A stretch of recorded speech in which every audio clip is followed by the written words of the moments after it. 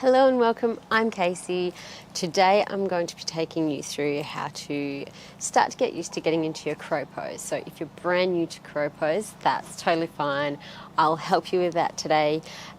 Crow pose is one of those basic arm balance poses. Once you get really comfortable in, it's going to open you up to so many other arm balances. So it's really fun to play with all the different variations. So get really strong in your crow pose. It will create a wicked foundation for you to then be able to play with lots of other poses. So today we're going to start in our Tadasana. Just coming to the front of your mat, taking an inhale, arms up, and exhale, forward fold, leading with your chest. Just taking a few breaths here, just opening up the backs of your legs. And bending into your knees, almost not a Malasana squat, but still with your feet a bit closer together and your knees coming wide outside of your elbows. So it doesn't matter if your heels are off the floor here. And we're going to be pressing into our hands, and the part of your hand that you're mostly using is the base part here and a little bit along the side. Like you put your whole hand on the ground, you're using the whole hand. Your whole hand and fingertips will be touching the surface. It's just most of the weight will be going into the base here and the rest is just used for balance. So we're going to be placing them shoulder distance apart and then pressing in, shifting your weight forward and just lifting your hips back up to a forward fold and back down. So we're going to do 2 more of those. Into the base of your hands, lifting up. And 1 more. Lifting, and then taking that left foot back into a runner's lunge. Now here we're going to activate your hips, like drawing your 2 thighs together as if you're lifting your hips up off the ground. Like that activation of lifting the hips, then taking that right foot back into a 3-legged dog. Then right knee to above right elbow, taking your shoulders above your wrists and back for 2 more times. And that activation of lifting those hips, 1 more time, then stepping to the outside of your hand into a lizard lunge. Just gently opening up your hips here. And stepping that right foot back into a high plank. Now activating your hands, pushing into the base of your palms. Slow lower to chaturanga. You can't get too good at chaturanga here. Inhale, up dog, and exhale, back into your down dog. We won't do too many chaturangas because we don't want you to get too tired before you actually practice your crow. And then jump or step to the front of your mat. Inhale, half lift, then coming back into your squat. So again, we're going to be pushing into the base of our palms and lifting our hips for 3, 2, 1, and stepping that right foot back this time. Activating your lunge now, your 2 inner thighs drawing together, lifting those hips, and then that front foot back into 3-legged dog. Now left knee above left elbow. 2, 3, hold, and then stepping into your lizard lunge onto the left side. Again, just gently opening up your hips here. Taking that front foot back to your high plank. Activate your hands, pushing into the base of your palms. Slow lower chaturanga. Inhale, up dog. Exhale, downward facing dog.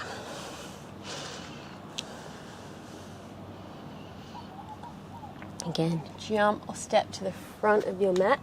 Inhale, half lift. And then coming down into your squat.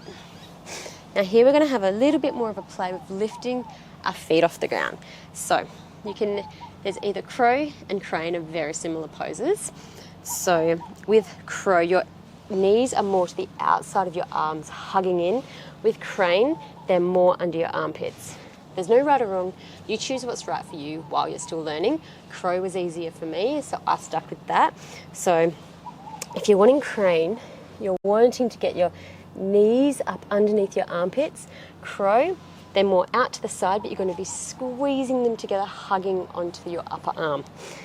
So same activation when we're going to be leaning our weight forward, putting onto the base of our hands, but we're going to be, instead of raising up into a half lift, we're going to be lifting 1 foot off the floor. So maybe your left foot, and then coming back. Changing sides. Right foot, maybe lifting up onto the big toe of the opposite foot, and down. One more time, and stepping your left foot up, and then back into your runner's lunge. Activating it. Now, 3-legged dog. Now, knee to elbow for 3, or above elbow, armpit, 2, 1, and into your lizard lunge.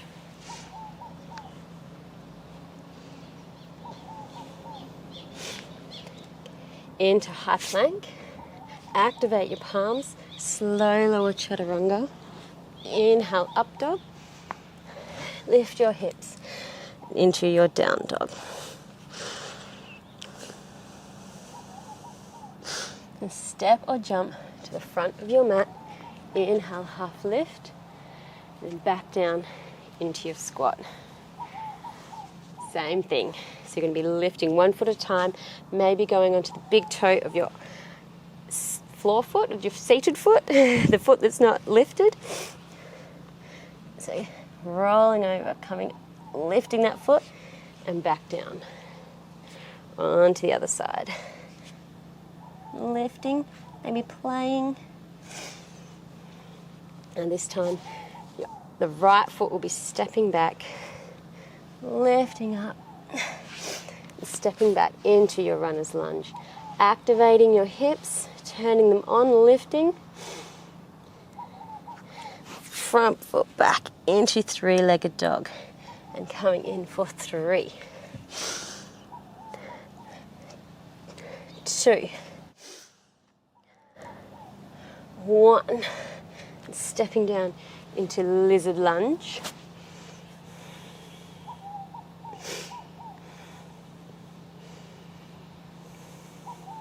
Now one last time through our vinyasa, it's a high plank. Activate your hands, slow lower chaturanga. Inhale, up dog. Exhale, down dog.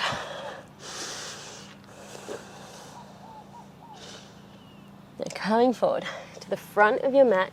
Inhale, half lift. And then coming down into your squat. Now here, you might want to put a pillow in front of your forehead, a block or something, if you feel like you're going to be toppling over and hitting your head. I sure did it a lot of times when I was practicing, so everyone does it, don't feel bad. Now, we're gonna have a real play of coming into crow pose or crane, so choose what feels comfortable for you, whether your knees are under your armpits or slightly out to the side. We're gonna roll onto our hands, lifting 1 foot off the floor, and going onto the big toe of the other foot.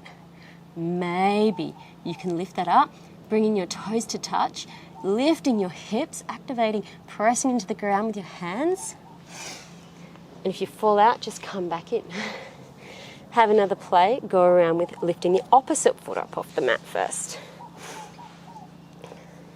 One will feel a little bit better than the other, trying to slowly join the other one to meet.